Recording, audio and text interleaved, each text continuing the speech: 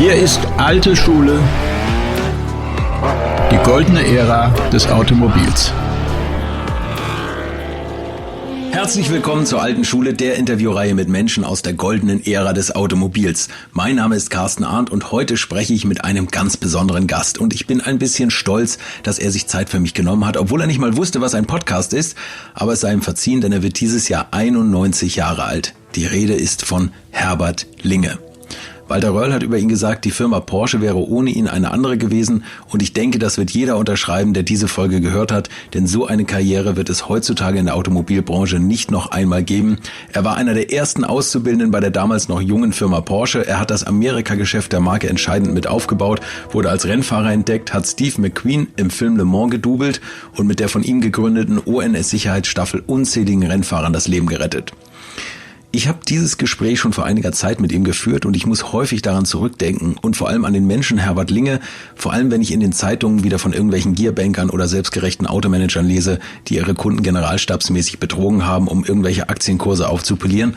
Ich glaube, wenn die sich auch nur 1 Promille von Herbert Linge abgeschnitten hätten, von seiner Bescheidenheit und von seiner Charakterstärke, dann wird es der Industrie heute besser gehen. Viel Spaß mit Herbert Linge. Herr Linge, als Sie mir vorhin die Tür aufgemacht haben, habe ich gedacht, wenn Sie sagen würden, Sie sind 70 Jahre alt, hätte ich gesagt, Mensch, der hat sich aber gut gehalten. Jetzt hat Porsche Ihren 90. Geburtstag ausgerichtet. Wie ist das Geheimnis Ihrer ewigen Jugend?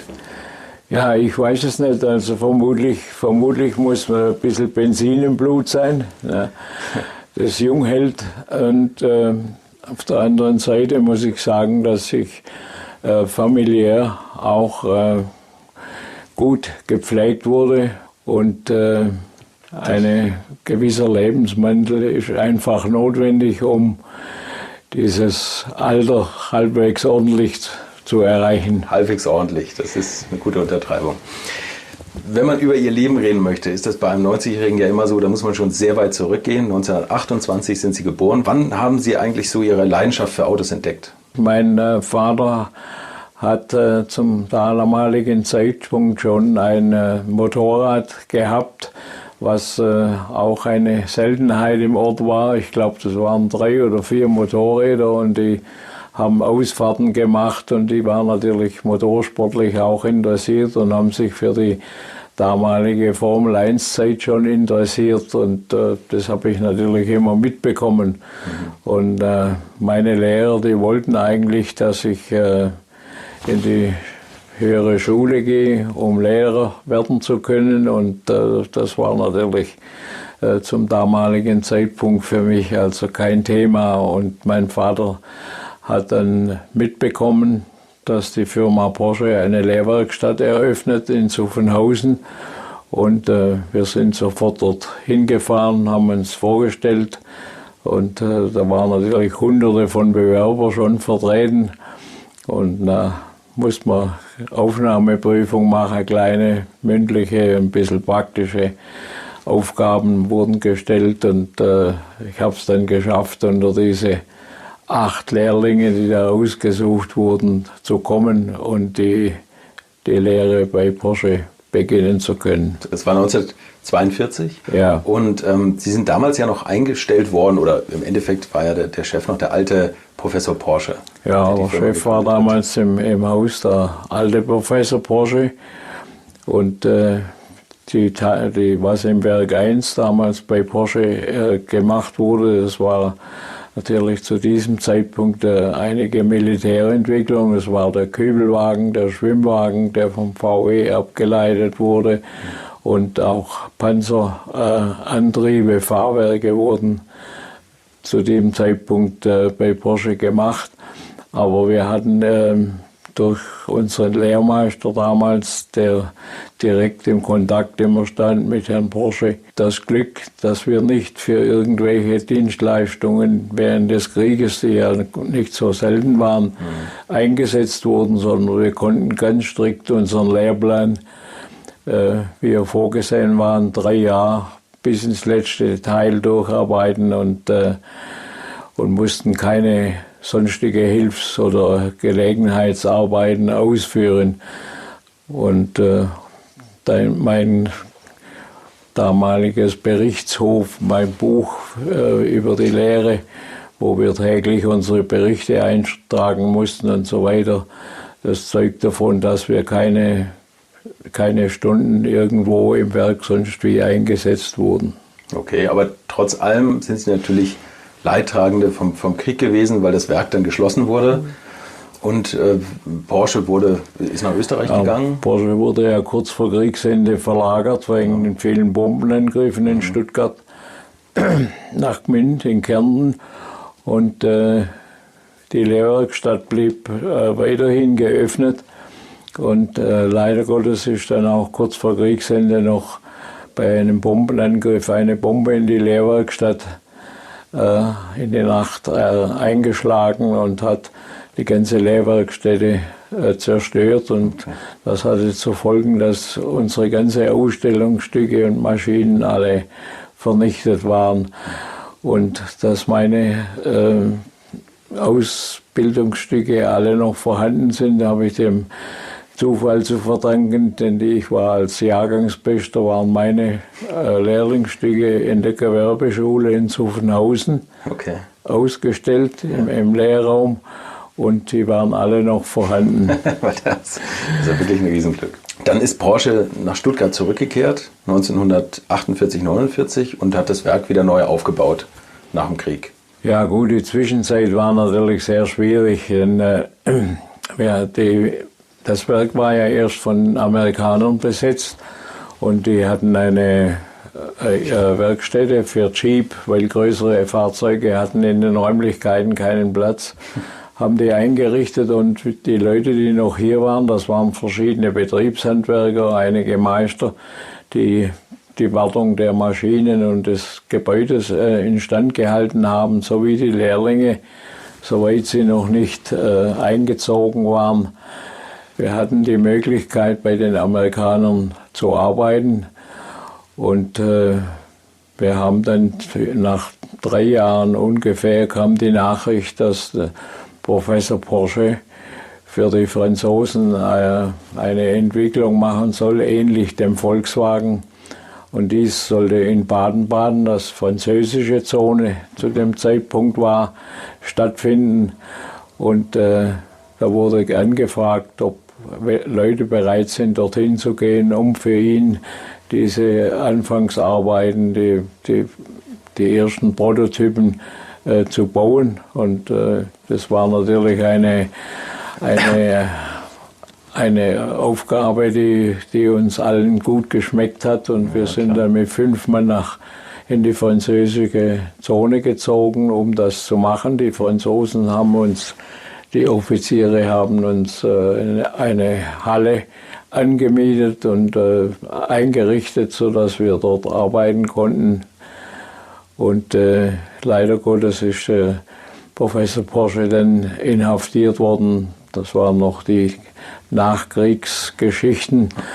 Und wir waren dann unserer Aufgabe eigentlich enthoben, aber die Franzosen haben uns gebeten, hier zu bleiben, denn die hatten noch die sogenannten Kommandeurwagen, das waren VW-Limousinen, die Allradantrieb hatten und von denen hatten die ungefähr 25 Stück und das fuhren alle die französischen Offiziere mit. Konfisziert im Krieg. Ja, und wir haben dann für diese Fahrzeuge gewartet und repariert und so waren wir, wenn man so will, bei unserem Beruf geblieben. Ja, das stimmt, genau.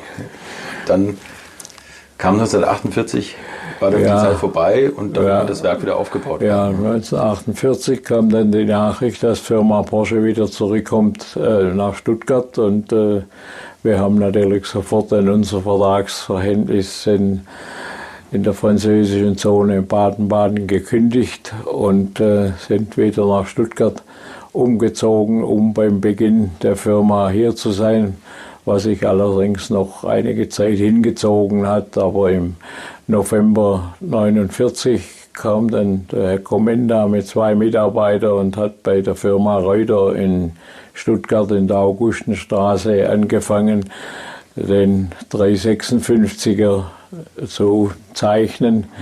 Und die Planung war ja, dass dieses Auto eine Stahlkarosse bekommt, denn die Vorläufertypen, die in Österreich gebaut wurden, die in Handarbeit in Alu gefertigt wurden, dafür hatte die Firma Reuter kein Presswerkzeug und keine Möglichkeiten, um das zu machen. Und da wurde entschieden, dass die Fahrzeuge in Stahlkarosse gemacht wird.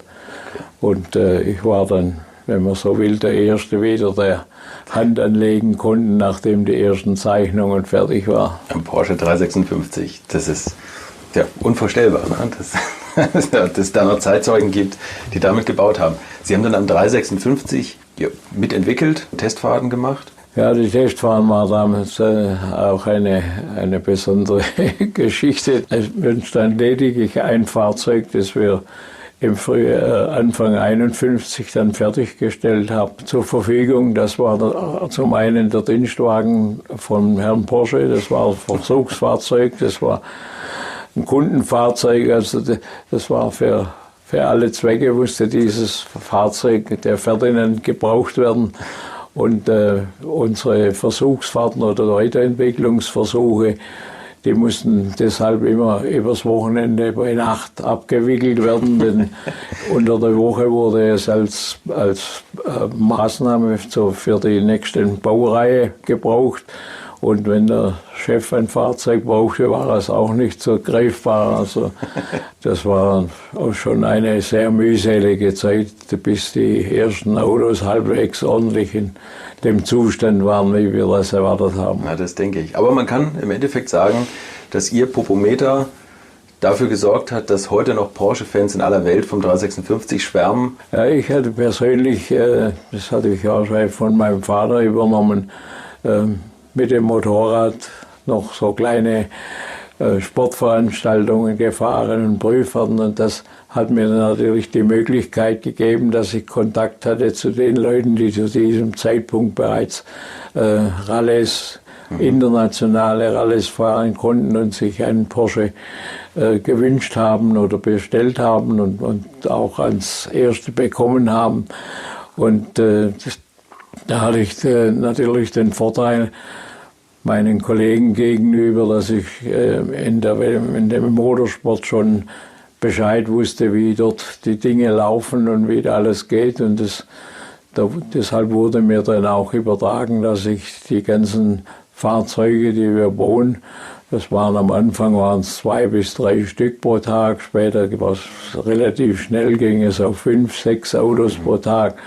Und ich musste alle diese Probefahrten machen für diese Autos und jeden Abend Herrn Porsche berichten, ob sie dem Kunden ausgeliefert werden können oder ob noch Nacharbeiten erforderlich sind. Wahnsinn, also das ist so weit weg und so unvorstellbar aus der heutigen Zeit.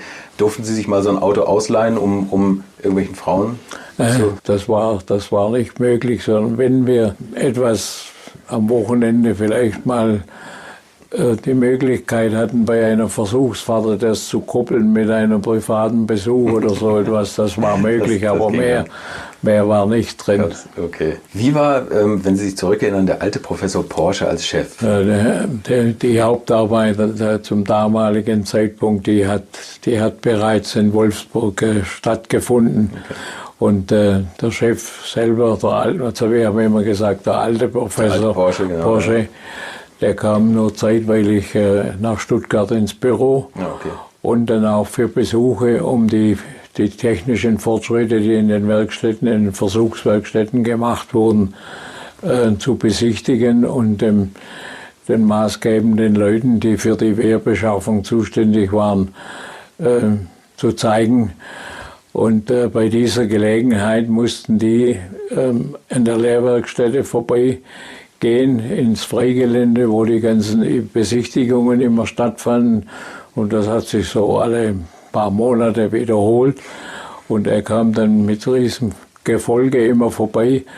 Und für uns war es ein ganz tolles Erlebnis. Er ist kein einziges Mal an der Lehrwerkstätte vorbeigelaufen, ohne in die Werkstätte reinzukommen und jedem Lehrling von uns die Hand zu geben und zu fragen, ob alles in Ordnung ist. Und das ganze Gefolge, musste draußen warten, bis er wieder zurückkam. Und es war für uns junge Menschen natürlich wie Weihnachten. Eine Riesenwertschätzung. Ne? Diese Einstellung, die hat mich auch die ganze Zeit bei Porsche immer begleitet, dass die Familie ihre Mitarbeiter als Familienmitglieder betrachtet hat. Ist vielleicht irgendwann später mal verloren gegangen, auch aufgrund der Größe der Firma.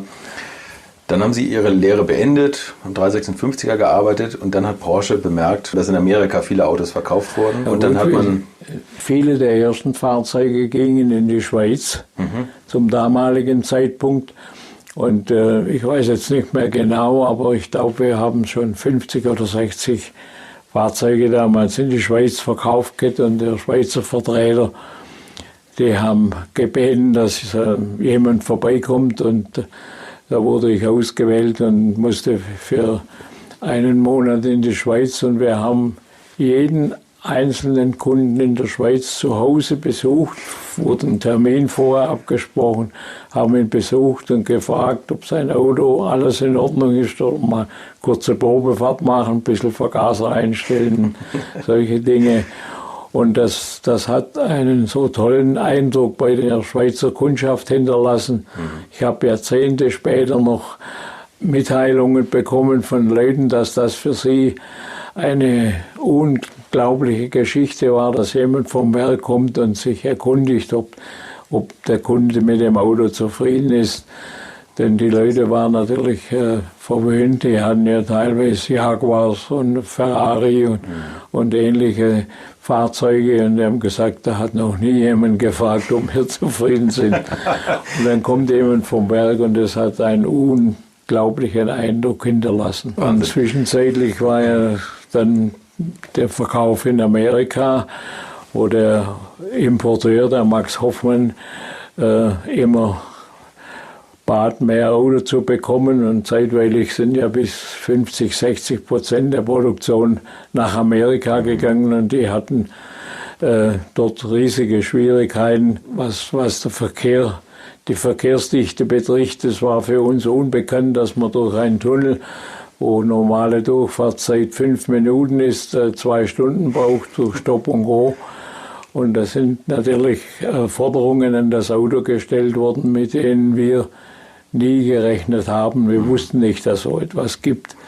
Und ich wurde dann nach der guten Erfahrung in der Schweiz, wurde ich dann auch nach Amerika geschickt, um dort zu sehen, inwieweit wir dort, wobei das sehr viel schwieriger war, denn die Leute dort haben meist 100 Oktan Flugbenzin verwendet. Da waren die Vergaser total überfettet und das war natürlich für die Stop-and-Go-Verkehr und für die City unmöglich. Die haben dann die Kerzen verrußt und also die ganze Motoreinstellung musste total verändert werden.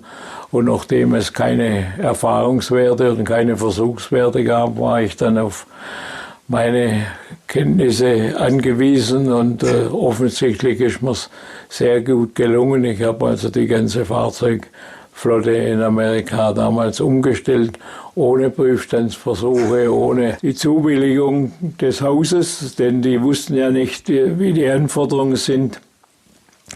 Aber die Nachprüfungen haben dann ergeben, dass es alles in Ordnung war und hat auch gut funktioniert. Waren Sie da für ganz Amerika zuständig? Damals gab es ja keine Billigfluglinien, die jeden Tag stündlich irgendwo geflogen sind. Ja, das Geld für Flüge war nichts vorhanden. Ich war damals als Angestellter des Hauses, habe ich meinen normalen Arbeitslohn bekommen.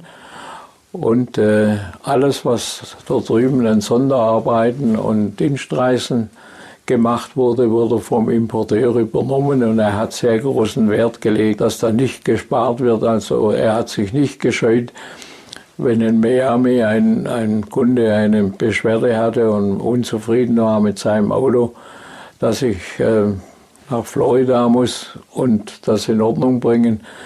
Und gab ja noch keine Highway, er musste also auf der normalen Überlandstraße 2 Tage nach Florida fahren, um vielleicht eine Schaltung einzustellen oder Vergaser einzustellen. Das ist Wahnsinn. Das heißt, eine Sache, die in ein paar Stunden erledigt war, hin und her und dasselbe nach Chicago und überall hin. Wo haben Sie das gewohnt? Das war sehr, sehr mühselig.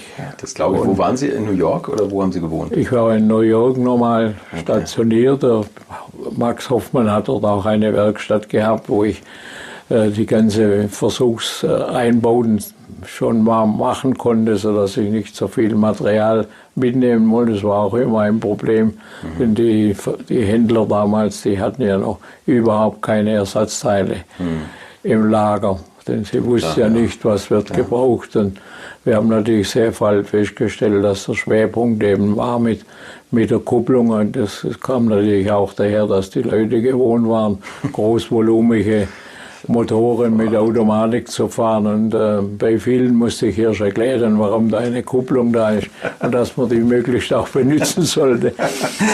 Und der Max Hoffmann hat unheimlich, war ein sehr guter Autoverkäufer. Wir sind auch an jedem Wochenende zu irgendwelchen nationalen Automobilveranstaltungen, die hatten sehr viele so kleine Flugplätze, wo sie am Sonntag so aus Spaß mehr die ganze Familie kam mit, ne, mit den normalen Autos. Und auch das hat sehr viel beigetragen, dass wir dort einen unglaublichen Verkaufserfolg hatten. Und wie gesagt, der Max Hoffmann hat auch keine Kosten gescheut, um das in Gang zu halten und auszuweiten. Was waren das für Kunden? Das war ja natürlich auch Leute, die wahrscheinlich sehr wohlhabend waren. Und ja, also im Gegensatz zu Europa war das nicht unbedingt so. Ich habe also da sehr viele Kunden kennengelernt, die hatten einen 2-3-Mann-Betrieb und die haben einen Porsche gehabt, und am Wochenende sind sie mit dem Porsche dann zu so kleinen Veranstaltungen gefahren, haben dort ihren Spaß gehabt. Also das waren am Anfang natürlich bekannte Leute, weil die auch vom Hoffmann bevorzugt beliefert wurden, nicht ein Briggs Cunningham und ein Bill Spier, das waren damals die motorsportlichen Größen in Amerika, und an denen hat sich alles ein bisschen orientiert, ne? Wie dann die Sache mit dem James Dean noch war. Haben Sie den auch Ich habe ihn kurz kennengelernt und habe ihm auch einen Mitarbeiter, den ich zwischenzeitlich von Weissach bekommen habe, den Rolf Friedrich, nach Kalifornien zum Händler geschickt, und er musste dort sich speziell um die Autos von Steve McQueen, und war ja leider Gottes auch bei seinem Unfall mit dabei. Ja. Aber durch diese Größen ist natürlich der Name sehr schnell verbreitet worden. Ja. Die Amerikaner waren ganz verrückt in die kleinen Autos plötzlich. Ja. Und was für die Amerikaner auch eine Neuigkeit war, die wollten nach jedem 2-3 Rennen wollten sie die Motoren zerlegen und anschauen, ob alles in Ordnung ist und so weiter. Und dann habe ich gesagt, das wird am Jahresende gemacht, nach 2-3. Dann haben sie gesagt, ja, mit dem Jaguar müssen wir das wechseln und diese wechseln und Ventile und diese 3-4 Mal im Jahr. Und mit dem Porsche konnten die plötzlich monatelang jedes Wochenende fahren, ohne größere Reparaturen. Das war natürlich für die sehr beeindruckend, und das hat natürlich auch viele Kunden gebracht, dass sie ihr Fahrzeug sowohl privat nutzen konnten und Sport treiben damit und wieder privat nutzen. Das hat großen Eindruck hinterlassen immer. Und dann sind Sie in Amerika fürs Rennen entdeckt worden, als Beifahrer, unter anderem für die Panamericana, damals das härteste Autorennen der Welt. Ja gut, ich war bei meinem normalen Amerika-Aufenthalt im 4. Kundendienst tätig, und damals ist der Fürst Metternich und der Graf Bergheim mit ihren privaten Porschen waren in Mexiko, wo der Prinz Hohenlohe Volkswagen verkauft hat weltweit, denn die durfte ja noch nicht importiert werden bei uns. Und die waren privat dort, und war die Carrera Panamericana, und die kamen auf die Idee, bei dieser Carrera Panamericana mit ihren privaten Autos mitzufahren. Und bei der Streckenbesichtigung und was dort alles an Fremdfahrzeugen, amerikanischen Stockcars und alle möglichen Fahrzeuge teilnahmen, haben sie gesagt, sie brauchen unbedingt Hilfe vom Werk. Sie können das allein in Unkenntnis des Autos praktisch, sie waren ja nur vom Fahren her und vom Bekanntheitsgrad in der Lage, das zu tun. Und die Firma Porsche hat zur Antwort gegeben, sie haben niemanden, den sie schicken können, aber ich bin zurzeit in New York, ich soll doch von New York nach Mexico City, und mangels eines Autos hat mich der Max Hoffmann ein Rolls-Royce Cabriolet gegeben, das er in der Garage stehen hat, und fuhr ich mit diesem Auto noch einen Stopp nach Mexico City, um die Autos für die beiden Herren vorzubereiten, und wir haben uns dann entschlossen, dass ich im zweiten Auto beim Graf Bergheim als Beifahrer mitfahre und auch gewisse kleine Teile die eventuell anfällig sind für auf so lange Distanz mitführe, um gleich die Autos unterwegs reparieren zu können. Wir sind leider dann mit einem Getriebeschaden in Mexico City, also nach der ersten großen Etappe ausgeschieden. Und wir sind dann mit einem Begleitfahrzeug immer dem Tross vorausgefahren, damit wir beim nächsten Stopp dem Fürst Metternich an seinem Auto die Wartung durchführen können und bereifen und bremsen und alles diese Dinge. Haben Sie damals schon als Beifahrer gedacht, Mensch, das ist toll, dass die hier auf Rennfahrer machen, aber eigentlich wäre ich schneller, wenn ich fahren würde? Ich wusste, dass ich ordentlich Auto fahren kann durch die Probefahrten, die wir zusammen gemacht haben. Aber ich habe meine Aufgabe immer darin gesehen, auch später noch, dass ich praktisch einfach der Versuchsmann bin, der die Verbindung zu den Fahrern herstellen muss und selber auch beurteilen kann, was notwendig wird, um ein siegfähiges Auto auf die Beine zu stellen. Und das war mir sehr wichtig, und durch die vielen Versuchsfahrten und Einstellfahrten habe ich diese Fertigkeit einfach mir angeeignet. Es gab aber bei der Panamericana ist auch schon Mercedes aufgetreten, und da sind Sie das erste Mal mit denen so in Kontakt gekommen und haben den legendären Alfred Neubauer, glaube ich, auch getroffen. Also 1952 hat der Mercedes den ersten internationalen Einsatz mit dem 300 SL Flügeltürer gefahren, und Mercedes war dort mit einem sehr großen Aufgebot. Die hatten über 30 Mechaniker mit dabei und vier Fahrzeuge, und eines fuhr der John Fitch, der Amerikaner, und die haben damals schon diese Fahrzeuge für jede einzelne Etappe gepflegt und hergerichtet. Und bei dieser Gelegenheit hat mich der Neubauer, der Rennleiter von Mercedes, angetroffen, wie ich auf der Straße das Auto mit dem Bordwagenheber hochgebockt hatte, das Hinterrad weg hatte und den Ventildeckel auf, und habe Ventile eingestellt. Und dann hat er gesagt, ja, was ich da mache, man kann doch nicht auf der Straße ein Auto reparieren, und sagen, Herr Neubauer, wir haben keine Werkstätte, ich habe auch nur meine große Tasche hier mit dem Werkzeug, mehr steht nicht zur Verfügung, und ich komme damit klar. Und dann hat er spontan seinen Chefmechaniker hergerufen und hat gesagt, der Linge bekommt in der Mercedes-Garage jeden Abend 2 Stellplätze, wo er seine Auto ungehindert warten kann, und bekommt von uns jede Hilfe, die wir ihm geben können. Das muss man heute mal erleben, ne?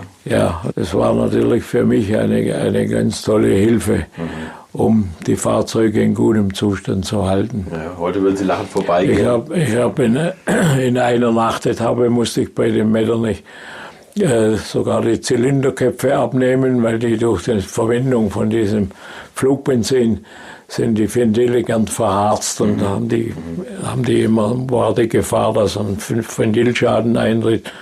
Und da habe ich nachts die Ventile ein, und die Mercedes-Mechaniker waren aber in der Zwischenzeit schon zur nächsten Etappe weggefahren. Die hatten ihre Autos fertig da stehen. Nur die Fahrer hatten noch Fahrerbesprechung. Und ich war ja ganz allein mit meinen Fahrern da. Und dann habe ich die Mercedes-Fahrer, den Karl Kling und den Hermann Lang, die ich ja kannte aus Deutschland, habe ich gefragt, ob sie mir nicht helfen, den Motor wieder einzubauen. Und das war eine unglaubliche Geschichte, gell, dass ich dann zum Start noch das Auto wieder fahrbereit hatte. Und der Hermann Lang, den habe ich Jahrzehnte später irgendwann getroffen.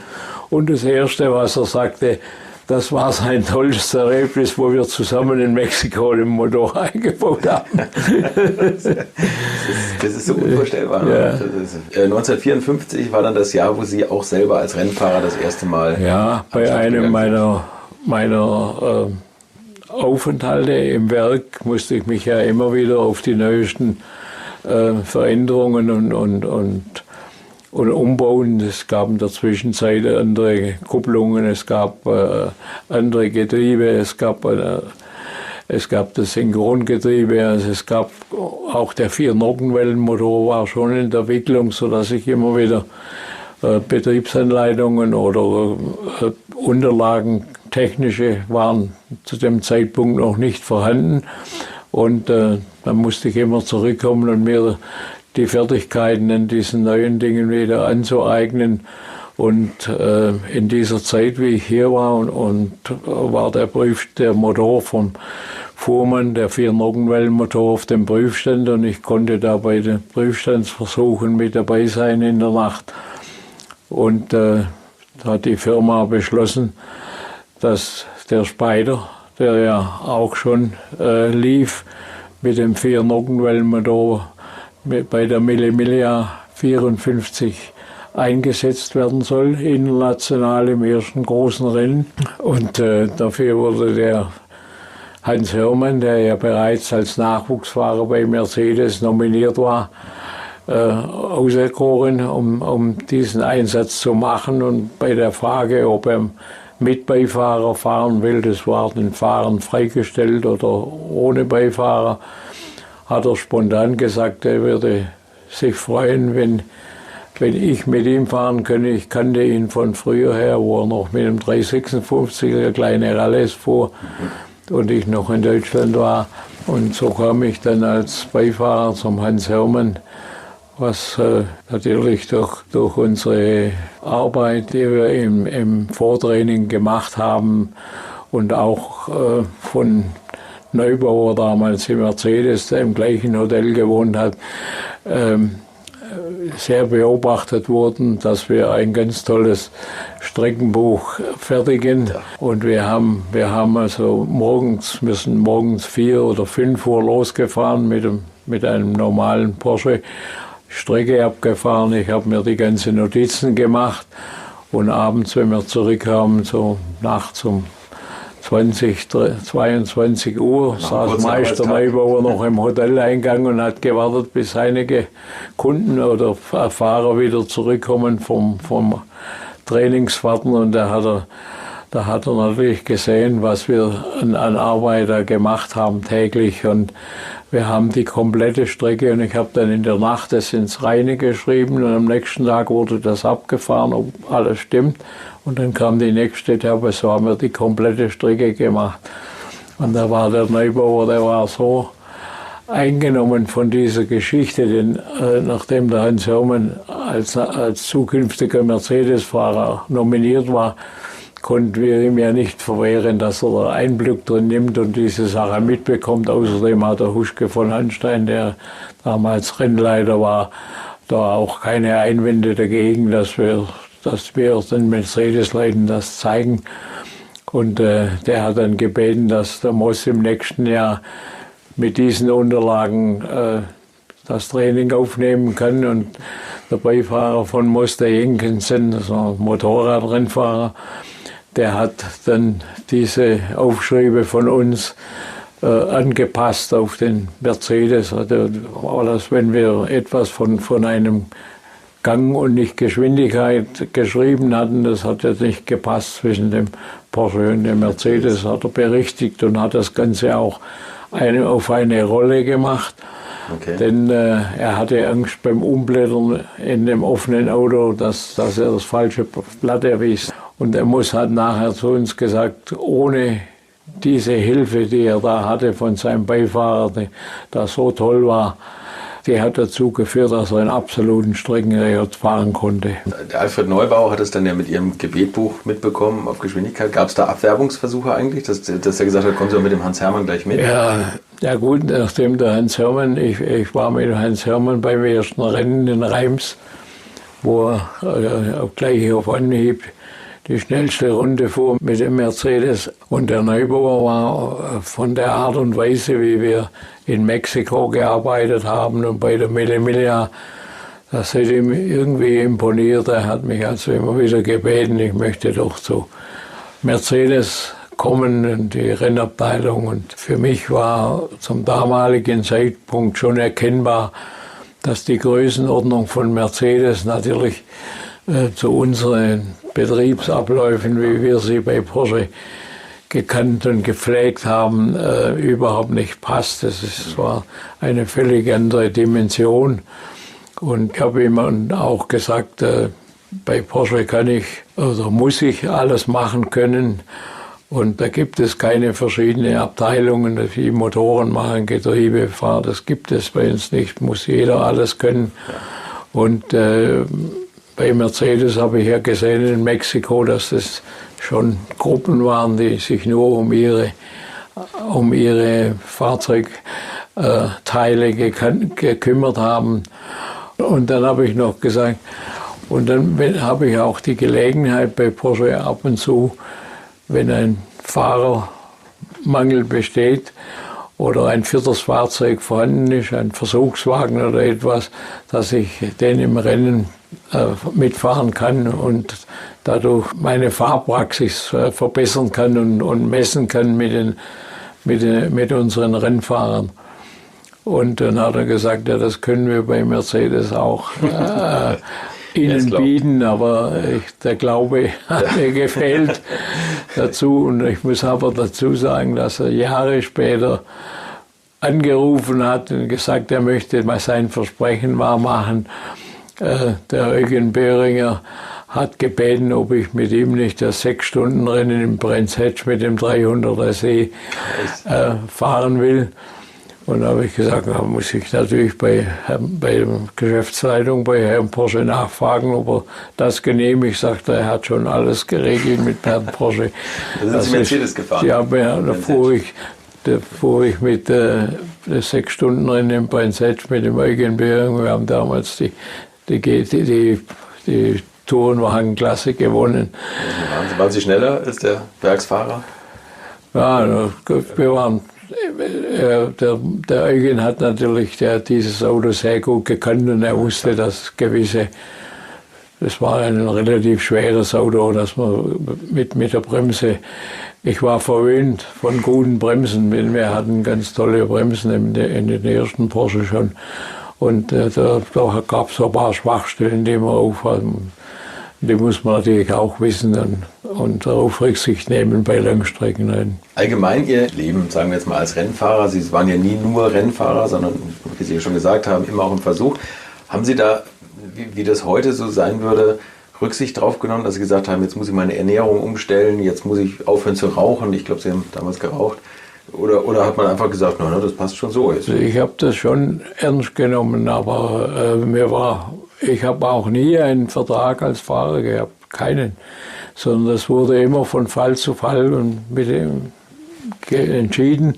Und meist, wenn wir haben ja fast jedes Jahr Verbesserungen an den Fahrzeugen gemacht. Ich habe natürlich durch meine Versuchsarbeit auch gewusst, wo die Schwachstellen liegen und konnte dann auf die Rücksicht nehmen, während die Profi-Rennfahrer, die haben eben volles Rohr gefahren und wenn wir denen gesagt haben, ja, du musst ein bisschen vorsichtiger schalten oder diese oder jene Rücksicht nehmen auf das Auto. Das konnten sie sich nicht erklären, warum. Sie haben gesagt, funktioniert doch, geht doch gut. Ja, und das hat natürlich auch dazu geführt, dass die im Training meist 1-2 Sekunden schneller waren wie ich. Aber für mich war das kein Grund, meinen Fahrstil zu ändern. Denn wenn wir mit 3 Autos irgendwo gestartet sind, in der Anfangsphase sind meist 2 oder 3 Autos ausgefallen, kam nur noch einer an. Und das Preisgeld bei uns wurde auch immer in einen Topf gemacht. Das heißt, auch die Ausgefallenen haben genauso viel.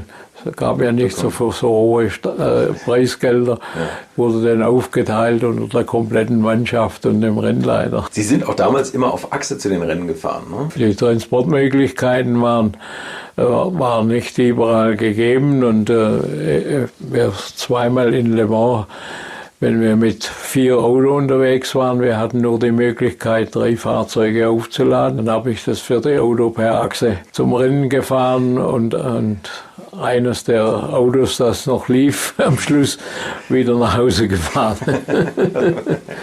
Ja, wir fuhren auch mit dem Spider bis nach Sizilien, zur Targa Florio per Achse und wieder nach Hause. Also war schon die Hinfahrt anstrengender als das eigentliche Rennen. Ne? Dann gab es ein Rennen, Lüttich-Rom-Lüttich. Das ist auch für dich so ein Meilenstein, weil das Rennen kennt man heute kaum noch.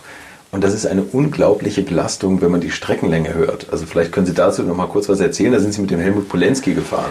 Ja, es ging ja über 4 Tage und 3 Nächte nonstop. Keine Pausen. 4 Tage, 3 Nächte nonstop. Ja. Das ist unvorstellbar eigentlich. Und er hat gebeten, dann er hatte gute Verbindung zum Herrn Porsche, ob er nicht ein spezielles Auto bekommen kann für Lüttich-Rom-Lüttich, damit er diese Fernfahrt gewinnen kann gegen die großvolumigeren Fahrzeuge, die da am Start sind. Das wurde ihm zugesagt und dazu wurde eines der Leichtmetallautos, das von Österreich bestand noch, wurde mit dem Fuhrmann-Motor ausgestattet und das Auto wurde gerichtet. Und das Auto war natürlich vom Gewicht her mit dem schwereren Motor im Heck sehr schwierig zu fahren, und wir haben dann mit dem Dr. Fuhrmann zusammen, habe ich Versuchsfahrten gemacht in der Nacht auf der Autobahn, haben mit Stabis das einigermaßen hinbekommen, und sodass der Polenski zufrieden war. Und nachdem er das mitbekommen hat, dass ich die ganzen Vorprüfungen gemacht habe mit dem Auto, hat er gesagt, ja, am besten ich fahre als Beifahrer mit, und sein bewährter Beifahrer, der macht mal eine Pause. Und so kam ich mit dem Helmut Polenski zum Fahren, und er hat mich dann solche Verbindungsetappen fahren lassen, und da kam er 2-3 Mal auf so schmalen Straßen LKWs und Holzabfuhrfahrzeuge entgegen, und da gab es ein bisschen schwierige Momente, und das hat ihm so imponiert, dass er gesagt hat, du musst nicht Beifahrer sein, du kannst ruhig Rennen fahren, du kannst das genauso gut wie wir. Und das im gleichen Jahr wie 54.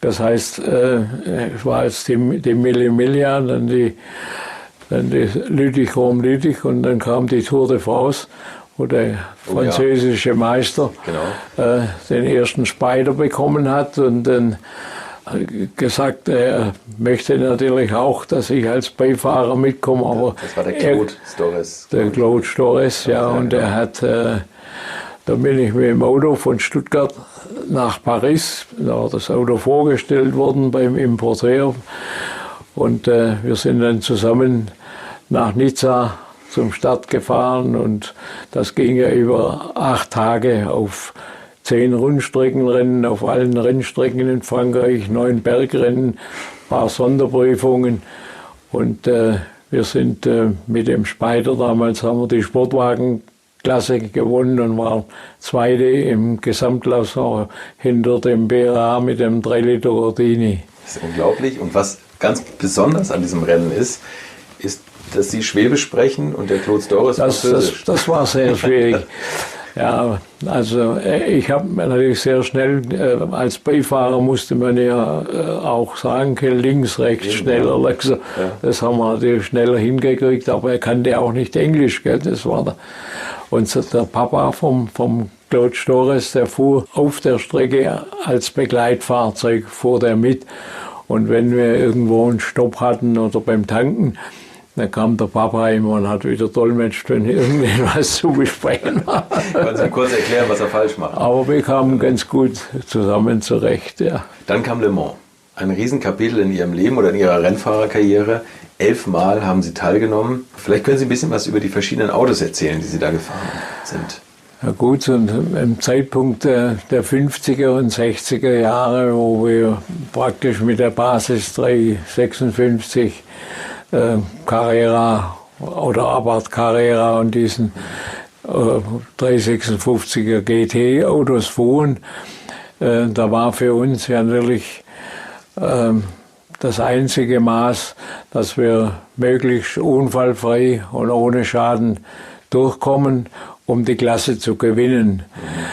Mit zunehmender Leistung dann mit dem 904-6, da konnten wir schon so im mittleren Feld von Anfang an mitfahren. Das war natürlich für uns Riesenschritte immer und das war ganz toll, wenn man bemerkt hat, wenn man mit dem neuen Auto oder mit dem 908, es war ein Riesensprung und vom 917er gar nicht zu reden, das war für alle ein unglaublicher Entwicklungsschritt, der da gemacht wurde. Und so ist eben jedes Auto, jeder Typ, und ich habe fast jeden Typ in Le Mans gefahren, war immer eine ständige Verbesserung festzustellen. Und auch eine große Herausforderung, denke ich mal. Also ich meine, die Autos waren alle schnell für sich genommen. Was war das Besondere jetzt an, sagen wir mal, am 917? Ich glaube, der Joe Siffert sollte eigentlich damit fahren. Im 917er, der hat so seinen eigenen Lebensweg gehabt. Und das war eine Entwicklung, die, glaube ich, für alle von uns einfach nicht nachvollziehbar gemacht werden konnte. Denn die Leistung und dieses Autos, die war so gigantisch gegenüber dem 908, der wirklich schon ein schnelles und ein tolles Auto war. Aber der 917er, der war so outstanding. Und was der Hauptmangel damals war, dass wir riesige Schwierigkeiten hatten, das Fahrzeug am Boden zu halten. Denn das, was man als Abtrieb braucht für diese Geschwindigkeiten, das war uns unbekannt. Und ich kann mich erinnern, wir hatten keine Möglichkeit, vor Le Mans mit dem Auto Höchstgeschwindigkeiten zu fahren. Denn Hockenheim war zurzeit in Umbau. Und die Zeit war einfach nicht da, um dieses Auto zu entwickeln, wie es notwendig gewesen wäre. Und wir kamen also zum Vortraining nach Le Mans. Und ich kann mich erinnern, die erste Runde, wie ich an den Boxen losfuhr und fahre die gerade runter, die eine hohe Schikane war, damals, in der damaligen Zeit.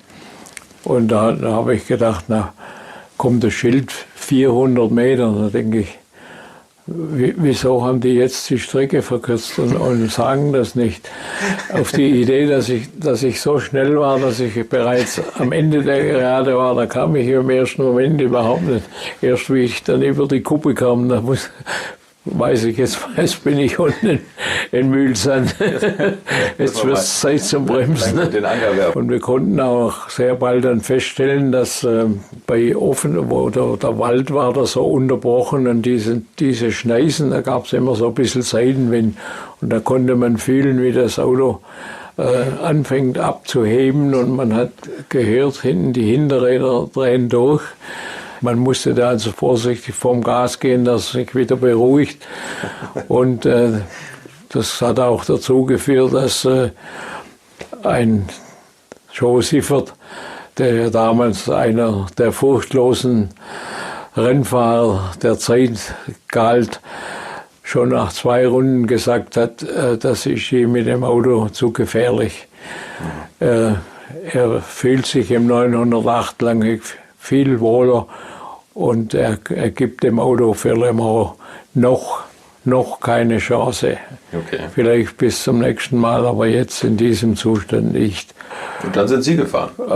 Ich sollte dann mit dem Engländer fahren, der John Wolf. John Wolf, der hat ja 2 Kollegen, Englische, die sonst auch mit großvolumigen Auto in Amerika gefahren sind, und die haben sich schon nach kurzer Probefahrt also geweigert, mit diesem Auto zu fahren, haben gesagt, das ist ihnen zu gefährlich. Und dann im letzten Training kam der Herr Piech und hat gesagt, dass ich als zweiter Fahrer bei dem John Wolf mitfahren soll und ich soll auch den Start übernehmen. Und ich habe dann gesagt, ich habe mit dem Auto ja keine Trainingsrunden. Ich wusste vom Reglement, dass man gewisse Trainingsrunden fahren muss, um überhaupt auf ein Auto fahren zu dürfen. Und sagt er, Sie sind bei uns bei allen Autos als Reservefahrer gemeldet. Das wusste ich auch nicht. Das war seine Entscheidung. Da hat er mich überall als Ersatzfahrer eingetragen. Damit hat er immer die Möglichkeit, dass man ein Auto wieder am Laufen halten kann zumindest. Aber der John Wolf konnte dieses Auto in keinem Zeitpunkt mit der vollen Leistung fahren. Das Auto hatte einen Verteilerdefekt. Wir haben das im Training nicht gefunden. Und erst in der letzten Nacht von Freitag auf Samstag, nachdem wir die Fahrzeugvorbereitungen in Deloger, in dem Ort, wo wir unseren Standort hatten für die Fahrzeuge, in der Nacht anliefen, haben wir gesehen, dass der untere Verteiler einen Kurzschluss hat zum Gehäuse und dort ein Funke überspringt. Und durch Wechsel von dem Verteiler, ich habe dann das Auto von Deloger zur Strecke gefahren und dann konnte ich sofort sagen, jetzt ist volle Power da. Jetzt ist okay, haben Sie es auf der normalen Straße ausprobiert? Auf der normalen Straße haben wir eine Probefahrt gemacht. Und wir haben dann dem John Wolf gesagt, er muss sehr vorsichtig sein, weil das war ein Riesenschritt nochmal mit voller Leistung. Aber er war halt der Meinung, dass er als Privatmann mit einem solchen Auto die einmalige Gelegenheit hat, in Le Mans zu starten überhaupt. Und hat uns hoch und heilig versprochen, er wird es anfangen gemächlich angehen lassen und sich im Laufe der Zeit an das Auto gewöhnen. Aber leider Gottes war das Ende schon in der ersten Runde. Und es ist für mich bis heute eine unglaubliche Geschichte, denn ich habe ihn noch gewarnt. Er soll in dem Weißen Haus, das war ein Haus, wo man so mit ungefähr 300 ziemlich dicht, die Strecke ging an der Hauswand vorbei, von Arnage rauf zum Start und Ziel. Und da gab es ja noch keine Porsche-Kurven, da ging es noch direkt zu Start und Ziel. Und da habe ich ihm gesagt, er soll nicht so dicht am Haus fahren, denn ich habe einmal im Training, war ich ein bisschen dicht und dann habe ich so vom Luftstau einen richtigen Schlag bekommen. Okay. Habe mich geschreckt, erst habe gedacht, ich habe die Hauswand gestreift, aber das war nur die Luft. Okay. Und genau an dieser Stelle ist der Unfall passiert. Ist er tödlich verunglückt, ja, muss man sagen. Ne?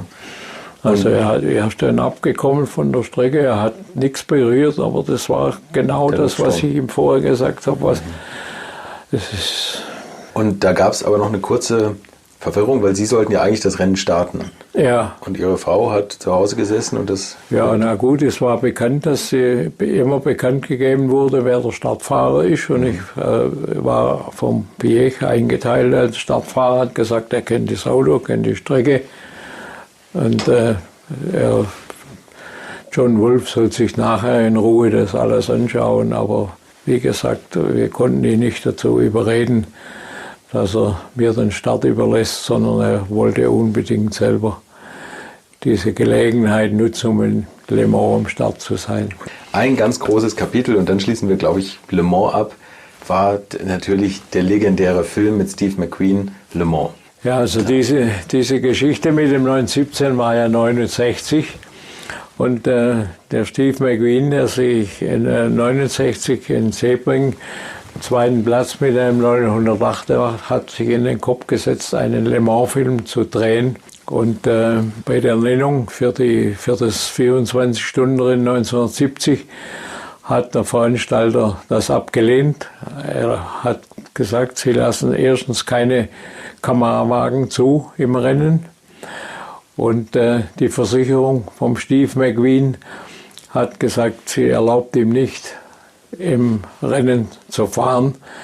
Sie kündigt sämtliche Versicherungen für ihn, für die Autos, für seine Person, für alles sofort, wenn er das macht. So war er gezwungen, dass er das Auto nicht, seinen Kamerawagen nicht selber melden konnte. Und der Veranstalter hat dann zugesagt, dass der Kamerawagen fährt, dass er genau nach den Regeln von Le Mans fährt, die damals Gültigkeit hatten. Also die Zeitdauer, die man alles fahren darf, jeder und so weiter. Und zusätzliche Stopps für die Filmrollen zu wechseln, das haben sie erlaubt. Ist in unsere Zeit zwar eingegangen, aber ist erlaubt auch. Wir durften sonst keine Reparatur am Auto durchführen, sondern nur bei dem offiziellen Boxenstopp. Wir mussten also die Kameraversorgung und Wechseln der Filmspulen aus der normalen Boxen, Tankzeit und Reifenwechsel ausnehmen. Okay. War umständlicher. Wir haben trotzdem die Geschichte vom 8. Platz insgesamt abgeschlossen, obwohl wir 10 oder 12 Boxenstopps mehr hatten wie alle anderen. Und das hat dem Steve McQueen das Filmmaterial, das vorhanden war. Wir sind ja nach dem Rennen hatte er noch ein ganzes Zeltlager da aufgebaut im Fahrerlager, wo die ganze Filmmannschaft und das ganze Filmteam alle untergebracht waren und sich aufgehalten haben. Und er hat dann durch die Sperre, dass er den 917er, den er ja für den Film als Anfangsauto fahren wollte, hat zum einen der Herr Piech gesagt, wir haben nur noch ein Originalauto. Alle Autos sind schon abgeändert, sind schon Kurzheck gemacht, andere Fahrwerke und so weiter.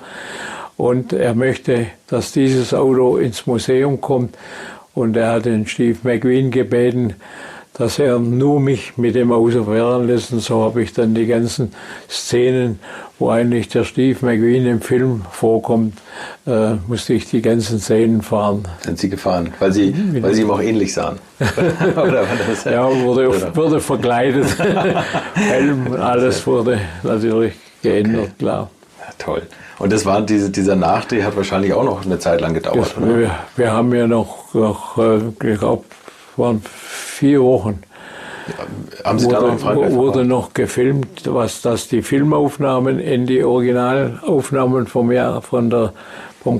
richtigen Rennen wurden da reingespielt. Die Autos mussten passen, die Zuschauer, die Boxencrew mussten alle verkleidet, war alles genau, jeden Morgen 2-3 Stunden gedauert, bis alle genau die richtige Mütze auf hatte, die richtige Jacke an. Und war für mich ein ganz tolles Erlebnis, mit welcher Akribie das gemacht wurde. Ja, da war er ja auch wirklich obsessiv unterwegs. Ja, ne? Also er hat ja viel Geld bezahlt. Und dann auch dieser Unfall natürlich mit dem 917er. Da wurde ein Überholvorgang gemessen zwischen dem Kurzheck- und dem Langheckauto.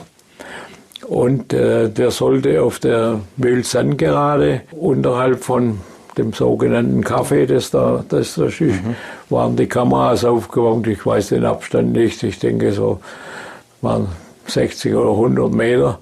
Standen die Kameras und in diesem Bereich sollte der Überholvorgang stattfinden. Und wir sind natürlich oben, erst mal 2 Stunden oben gestanden, haben gewartet, bis alles unten vorbereitet war und fertig war und die zufrieden waren mit dem Vorführwagen, dass alles funktioniert.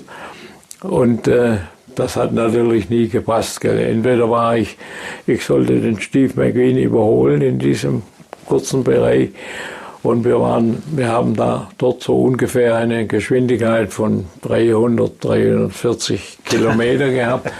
Und entweder war ich zu früh drin, dann musste ich abbremsen, ne, dass der Überholvorgang wirklich auch im Bild war und er nicht mehr da war. Und wir haben dann so 4, 5 Mal den Versuch gestartet, das hat nicht geklappt. Da habe ich zum Stief gesagt, Stief, lass uns doch 500 Umdrehungen niedriger fahren, damit ich die Möglichkeit habe, noch zu beschleunigen, wenn ich merke, das geht jetzt nicht in der wirklichen Geschwindigkeit aus. Sagt er, das kommt nicht in Frage. Ich habe eine Heckkamera im Auto und der zieht den Drehzahlmesser. Wenn einer clever ist, dann sieht er, dass wir nicht voll gefahren sind. Und die ganze Geschichte hat dann 7,5 Stunden gedauert, bis das war ein Sekundenbruchteil im Film nachher, zustande kam, aber das zeigt, mit welcher Akribie er diesen Film getrieben hatte. Leider Gottes waren zu wenig vom Rennen drin für uns Fahrer. Ja, klar. Wir hätten uns gern öfter gesehen.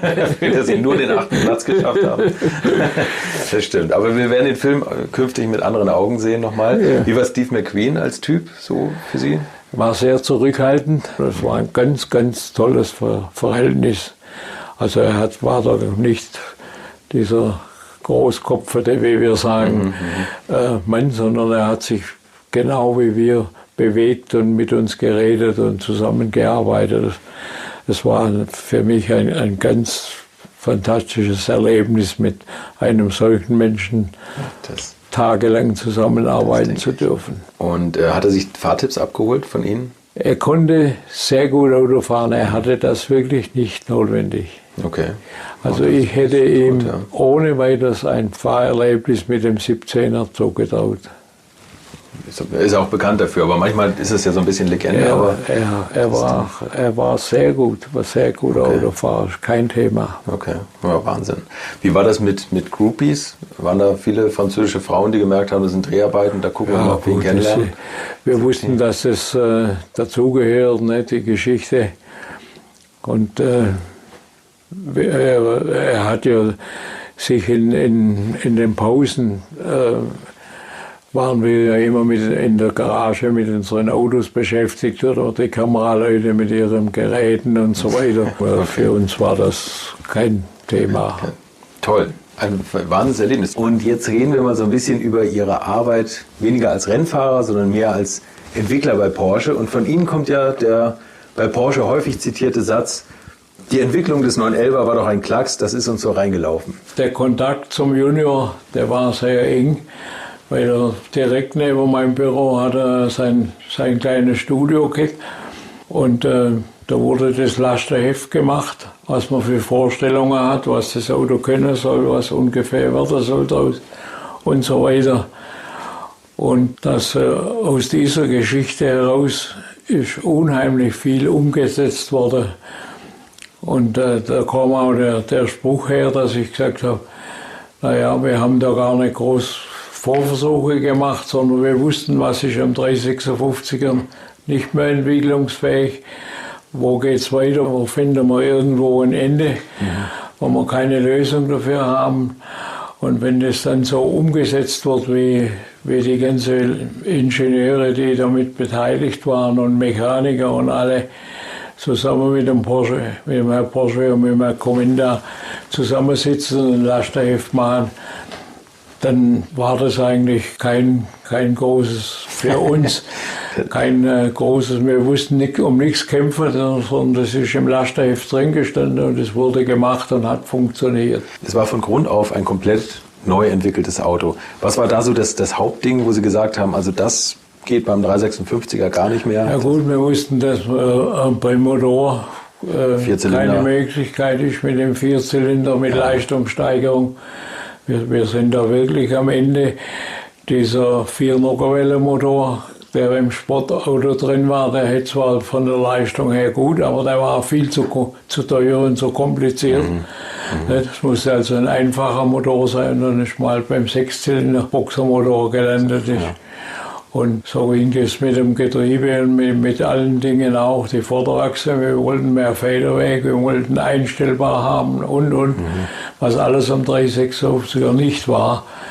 Und das wurde alles konsequent von den Konstrukteuren umgesetzt und vom Versuch gemacht und hat ziemlich recht ordentlich auf Anhieb funktioniert. Der 904, mit dem Sie auch erfolgreich Rennen gefahren sind, war ja Mittelmotorwagen. Der 911er, das stand nie zur Debatte, auch aus sportlicher Hinsicht, dass man vom Heckmotor abweicht. Sondern das aus Platzgründen. Man wollte immer einen 2+2-Sitzer haben und hat gesagt, der Motor gehört ganz nach hinten. Ja, und wir hatten sind ja auch Versuche parallel gelaufen mit Viersitzer, also mit verlängerndem Radstand und so. Aber das waren natürlich, das waren immer Entscheidungen, die, sagen wir mal, der Vertrieb sehr beeinflusst hat. Denn da sind nicht so die Techniker gefragt worden, sondern da haben die halt gesagt, das wünscht der Kunde und die sagen, der Tendenz ging ganz eindeutig auf das 2+2, also 2 Notsitz praktisch. Und der Viersitzer kam einfach nicht an. Bis dann, wenn Lim Wiedeking irgendwann kam und Geländebahn gebaut hat. Sie müssen noch mal ein paar Namen nennen, also wer damals da alles mitentwickelt hat, wer um Sie herum saß. Also es war ja einmal Ferry Porsche, der Sohn vom alten Professor, der die Firma geleitet hat. Dann war Ferdinand Alexander Porsche, neben dem Sie das Büro hatten. Das ist der Designer gewesen und der spätere Gründer von Porsche Design. Kommunda war der Chef vom Designbüro. Kommunda war der Chef vom Designbüro, genau. Und es war auch schon Ferdinand Piëch mit dabei. Ja, Piëch kam zu diesem Zeitpunkt aus der Schweiz, hat sein Studium beendet und seine erste Aufgabe bei uns war, am 911 am Sechszylinder das Ölsystem zu optimieren. Und wir hatten ein bisschen Schwierigkeiten mit den Ventilführungen und es war seine erste Aufgabe, das Schmiersystem vom Sechszylindermotor umzuwandeln. Und dann ist der Wagen präsentiert worden und war ja für Porsche ein Riesenaufschrei eigentlich. Ne? War das für Sie schon klar, als Sie den Wagen so gesehen haben, dass das so eine zeitlose Schönheit werden würde? Haben Sie gesagt, der ist wirklich toller als der 356? Ja, also es ist interessant, dass bei allen Neuentwicklungen von der alten Kundschaft immer gewisse Vorbehalte eingebracht wurden. Ich habe das bei sämtlichen Typengeräten, egal ob Sportauto, ob Cabriolet, ob Coupé, immer waren Einbehalte da. Und es hat immer eine ganze Zeit gedauert, bis die Leute überzeugt waren, dass das Neue eben doch fortschrittlicher ist oder neuer ist und besser ist. Ja, es hat manchmal ganz halbes Jahr oder Jahr, auch 928, ist alles mit Vorbehalt von der Kundschaft erstmal ein bisschen reserviert aufgenommen worden. Egal, was die Presse geschrieben hat oder was wir gesagt haben. Das war, wir haben uns da immer wieder drüber gewundert, selbst bei Renault, wo wir gesagt haben, das ist absolut top, da haben die gesagt, mein Alter war besser. Das ist aber sehr speziell Porsche-Publikum. Ne? Bei Mercedes, BMW, da sehnt man sich immer die neuen Autos herbei, so hat man so das Gefühl. Und bei Porsche, egal, das stimmt, was Sie sagen, auch heutzutage ja noch. Ne? Wenn die Wasserkühlung kommt, sagt man um Gottes Willen. Ne? Ja, warum muss man das und noch mal ein Vierteljahr sagen? Warum haben wir das nicht schon lange so? Das ist das. Ne? Und dann hat sich der Huschke von Hanstein, der damalige Pressechef, hat sich überlegt, wir müssen den Wagen in die Nähe des Adels rücken. Vielleicht versuchen wir es mal auf der Monte Carlo. Und das war Ihre Aufgabe. Ja, eben durch diese Voreingenommenheiten der Kundschaft und auch teilweise der Händler, die das Auto ja nachher verkaufen müssen, da war es so, dass man gesagt hat, wie können wir den Leuten das Auto näher bringen. Und eine Sache bei Porsche hat der Ferry sehr stark immer vertreten und auf die haben wir uns wieder zurückerinnert. Er hat immer gesagt, unsere beste Verkaufstaktik ist, der sportliche Touch muss irgendwo in jedem Produkt bei uns drin sein. Und die Möglichkeit, aus diesem jetzt persönlichen Luxusauto, wenn man mal so will, ein sportliches zu machen. Und deshalb aber der Gedanke von Hanstein damals, dass dieses Auto auf der Monte Carlo Strecke nach Monte Carlo fährt, während der Rallye und dort im Fürstenhof präsentiert werden kann, das war so seine Vorstellung. Er hat gesagt, da brauche ich natürlich jemanden, der das Auto unbeschadet herunterbringt. Ne? Und da fiel das wieder auf mich zurück. Das ist bei Ihnen stehen geblieben. Und ich musste auf jeden Fall nichts kaputt machen am Auto, keine Beschädigungen und. Und naja gut, der Winter war sehr hart. Wir sind ja von Frankfurt gekommen über Nürburgring nach Belgien und da war schon Schnee. Da sind schon die ersten Autos im Schnee stecken geblieben, wie sie über die Eifel sind. So hat es da geschnien. Und wir haben natürlich sehr schnell bemerkt, dass wir mit dem Auto sehr gut vorwärts kommen im Schnee und dass es also man von vornherein schon wintertauglich Eigenschaften hat, die wir nicht erwartet haben in dieser Form. Also war das auch eine Art Testfahrt, die Monte Carlo, so ein bisschen wir haben ja Testfahrten gemacht, aber da haben wir das nie so bemerkt. Aber jetzt konnten wir es vergleichen mit anderen Autos, die da mitgefahren sind. Da haben wir gesagt, oh, das kann mehr werden als wie nur Überführungsfahrt. Da haben wir halt ein bisschen angefangen, mehr Gas zu geben und noch die ersten 3-4 Sonderprüfungen sagt der Huschke, was macht denn ihr? Ihr sollt doch hier kein Rennen fahren, ihr sollt das Auto heilen. Nachdem ich sage, ist doch heil, Auto steht da um wie 1. Kein Kratzer dran, nichts, alles geht, funktioniert. Das Auto ist so gut. Und so wurden wir dann letztendlich Fünfter im Gesamtklassement. Und das war natürlich für uns ein riesiger Erfolg. Die haben ja, der Huschke ist ja auch gewarnt worden von einigen Presseleuten, wieso sie dieses Auto einem deutschen Team überlassen. Die haben doch alle keine Erfahrung bei der Monte Carlo. Also da muss man Nordländer haben auf jeden Fall, wenn das Auto halbwegs ordentlich bewegt werden soll. Dann habe ich gesagt, naja, gut. Wir können das Auto auch schon ganz gut bewegen. Und besonders die Schweden gehen ja sehr vorsichtig mal wieder auf das um. Ne?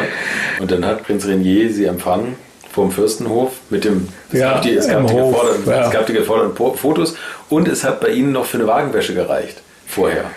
Das war umstritten. Also es hat Rallyefahrer gegeben, die haben gesagt, bei der Siegerehrung muss man ein schmutziges Auto und wir haben gesagt, aber wir haben keine Rallye gefahren, wir haben eine Überführungsfahrt gehabt zum Präsentieren der Presseabteilung und da muss das Auto sauber sein. Wie war die Laune des Neunplatzierten eigentlich so? Weiß ich nicht. Ja gut, es war die ganzen Mitfahrer und alle, die haben alle nur gestaunt. Gell? Die haben gesagt, das ist unmöglich, was da passiert ist. Das ist eine einmalige Sache. Ein Schlag ins Gesicht für alle, für alle hinter ihm Platzierten. Alle, die da mit 3-4 Werksauto, mit notorischen Rallye-Experten fahren und alle Möglichkeiten zum Training haben. Wir waren zweimal kurz in den Berg nur um Reifen geschwind zu testen. Gell. Das war alles. Wir konnten die Strecke oder sowas überhaupt nicht trainieren. Sie haben ja eben schon gesagt, dass Sie irgendwann dann vor die Wahl gestellt wurden, ob Sie weiter als Rennfahrer machen wollen. Sie gesagt haben, das hält dann vielleicht noch 3 Jahre und dann wäre die Karriere vielleicht vorbei gewesen und Sie hätten eine einmalige Chance verpasst. Denn man hat Ihnen angeboten, das neue Testzentrum in Weissach aufzubauen. Ja gut, wir haben ja am Beginn darüber geredet, über die Möglichkeiten, die wir hatten, um Fahrzeuge zu testen und weiterzuentwickeln. Und das ist natürlich auf öffentlichen Straßen wurde immer schwieriger und gefährlicher. Ne? Und das war eigentlich bald mit diesen Autos, nachdem sie immer schneller wurden, auch nicht mehr zu verantworten. Und deshalb waren wir auf der Suche nach einem Testgelände oder einer Teststrecke, wo wir ungestört die Messungen alle fahren können und die Weiterentwicklungen auch messtechnisch machen können, was einem Straßenbetrieb einfach in der Form nicht möglich war. Und da waren wir auf der Suche, wir waren oben auf der Alp, auf dem Truppenübungsplatz und die haben gesagt, naja, das ganze Ding ist dermaßen vermint und das dauert Jahrzehnte, bis das alles wieder gesäubert ist, also da kann nichts passieren, kurzfristig. Und dann wurde uns angetragen in Münchingen, also oben bei Neuwirtshaus, dass die ein Gewerbegebiet dort erstellen wollen. Und da wäre doch eventuell die Möglichkeit, dass Porsche dort so eine kleine Einfahrstrecke oder so etwas vielleicht mit ansiedelt. Wir haben dann auch ist beschlossen worden, dass wir das Gelände uns anschauen. Und Freitagnachmittag ist der Herr Porsche vom Herr Bott, unser damaliger Versuchsleiter, zusammen mit mir, haben das Gelände angeschaut und es waren also sehr gute landwirtschaftliche Äcker, die da waren. Die waren teilweise frisch gepflügt und es war also landwirtschaftlich genutztes Gelände. Und da hat nach kurzer Besichtigung hat der Porsche gesagt, dieses Gelände ist zu schade, um es zu betonieren. Das werde ich nie vergessen, seine Worte. Wir waren natürlich leicht schockiert, dass wir nicht auf die Gedanken gekommen sind. Aber er als alter Landwirt, die ganze Familie ist sehr sozial eingestellt und landwirtschaftlich sehr offen durch die Güter, die sie in Österreich haben und so weiter. Und dann habe ich mir erlaubt zu sagen, ich weiß ein Gelände, da ist keine Nutzung, das ist Brachgelände, da gibt es nur Schlehe und Distel und Steine, sonst gibt es dort nichts. Und dann sagt der Porsche, ja, wo ist das? Ich sage, wenn wir noch 20 Minuten weiterfahren, sind wir dort. Und gesagt, getan, wir sind sofort von dort, von München hier nach Weissach an das Gelände, haben das angeschaut, so große Runde mal gelaufen und alles angeschaut. Und da hat der Porsche gesagt, wenn er das schafft, dass ihr dieses Gelände bekommen könnt, dann bin ich sofort mit einverstanden. Mhm. Und nachdem ich schon im Vorfeld natürlich mit unserem Bürgermeister mal kurz gesprochen habe, weil ich immer wieder von Erweiterungsgesprächen mitbekommen habe in Zuffenhausen, weil alles zu eng wurde. Mhm. Also nicht nur der Versuch, auch die Produktion, alles ist überall immer an räumliche Grenzen gestoßen. Und dann hat er gesagt, ja, da könnten wir darüber reden, ob man da vielleicht was machen könnte. Und dann habe ich mit dem einen Termin gemacht und bin montags früh um 8 mit dem Sekretär aufs Rathaus zum Bürgermeister. Und dann haben wir dort gleich mal Nägel mit Köpf gemacht. Und ein paar Tage später hat der Herr Käs schon angefangen mit den Besitzern dieser lauter so kleine Grundstücke, so alte Apfelbäume, da hat kein Mensch Obst aufgelesen, ist alles einfach. Und das war so der Baubeginn und dann ist eigentlich fortwährend Erweiterung gekommen und einige Jahre später dann auch das Konstruktionsbüro. Und dann haben Sie das Entwicklungszentrum aufgebaut und waren dann auch Leiter davon? Die Einrichtung. Ich war für die ganze Einrichtung der Mechanik verantwortlich. Ich habe heute noch die Unterlagen von jedem einzelnen Schraubstock, den ich gekauft habe. Und Sie konnten in der Werkstatt tatsächlich alles eigentlich fertig machen? Ja, wir konnten praktisch alles machen. Wir waren selbst imstande, eine Kurbelwelle oder Nockenwelle zu fertigen und das konnte, glaube ich, außer uns, das haben alles die Spezialfirmen gemacht, gell? Aber wir haben das als Einzelstücke haben wir das auch hinbekommen. Und da hat der Ferdinand Piëch war damals bei Porsche Versuchsleiter? Er war Versuchsleiter. Für mich war der Piëch ein super Techniker. Er hat die Gedanken und Vorstellungen vom Piëch in technischer Hinsicht, die waren immer Jahre voraus. Da konnte man manchmal gedanklich überhaupt nicht mitfolgen, was er jetzt sich vorstellt und was das geben soll und so weiter, wo er schon ganz klare Vorstellungen hat und die auch sich nicht gescheut hat, die seine Mitarbeiter oder Ingenieurin zu sagen, so und so will ich das haben und das geht. Und es kam ihm gelegen, dass wir hier alle Möglichkeiten hatten, auch die die ganzen Gussacher, das war ja eine Mannschaft mit 6 Leuten in der Gießerei, die haben Felge gemacht und wir gingen zu den Felgeherstellern, wenn die gesagt haben, das geht nicht. Haben die gesagt, hier, ist doch eine, wir haben doch eine. Wir können es, wenn wir können's. Ja. Ihr müsst sehen, wie ihr das hinkriegt. Auch Zylinderköpfe, alles, gell. Wurde alles einzeln da draußen im Sandgussverfahren gemacht. Das waren Künstler, die Jungs. Ne? Und dann, wenn der erste Abguss war und er war halbwegs ordentlich, ist man zum Hersteller gegangen, dann konnte man sowohl preislich als auch zeitlich ein bisschen Druck machen. Und dann haben Sie eben schon kurz gesagt, dass Sie sich schon immer mal wieder so Gedanken um die Sicherheit an Rennstrecken gemacht haben. Und das hat dazu geführt, dass Sie irgendwann die ONS-Sicherheitsstaffel gegründet haben. Wie ist das dazu gekommen? Ja, das kam so zustande, dass ich in der ONS, das war die oberste nationale Sportbehörde für den Automobilsport in Deutschland, das heißt halt DMSG. DMSG, ja. Die haben sich halt im Generalsportbund angeschlossen, mussten deshalb den Namen ändern. Und bei diesen Leuten, die hatte den Deutschen Sportfahrerkreis. Und der Deutsche Sportfahrerkreis hat immer Gelegenheit bekommen, bei den Streckenbesitzern, bei den Rennleitern und Organisatoren, die Veranstaltungen durchgeführt haben, ihre Wünsche zu sagen. Gemacht wurde natürlich wenig, weil das immer finanziell manchmal ganz schön Geld gekostet hat. Und ich war bei dem Deutschen Sportfahrerkreis einer der Sprecher bei den technischen Sitzungen. Und das war natürlich bekannt, auch in Paris bei der FIA. Und dann haben die in Le Mans, war damals der Joe Bonnier, ich glaube Graham Hill war noch dabei, waren 4 oder 5, Jackie X war mal kurz dabei. Und da war wieder so ein schwerer Unfall da in Le Mans mit dem DB.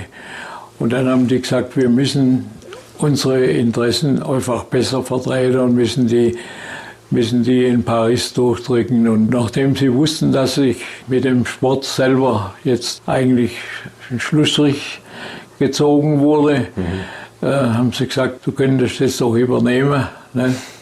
Die Nachfrage beim Herrn Piech und beim Herrn Bott, die haben das sofort positiv gesagt, haben der ONS schriftlich gegeben, dass sie mich für diese Aufgabe alle Möglichkeiten freimachen, dass ich da auch die Berechnungsabteilung und solche Dinge benutzen darf im Werk und das übernehmen darf. Und so ist dann aus dieser stationären Streckensicherung, die uns einfach zu langsam war und so unwirksam war, die mobile Streckensicherung geworden mit dem Ziel, an jeder Unfallstelle einer Strecke innerhalb einer Minute zu sein. Das war das Ziel.